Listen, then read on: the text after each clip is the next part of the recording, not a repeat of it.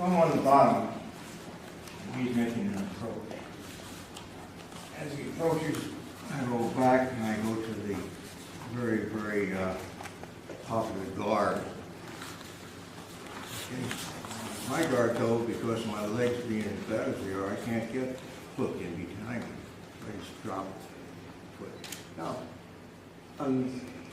until you have absolute and total control of the opponent, it's impossible for him to choke you.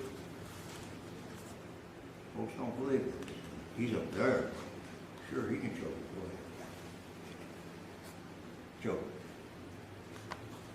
Go ahead.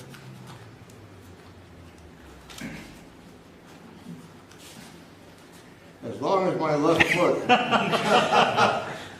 is on top of his leg, he can't choke it because he does not have 100% control of my body.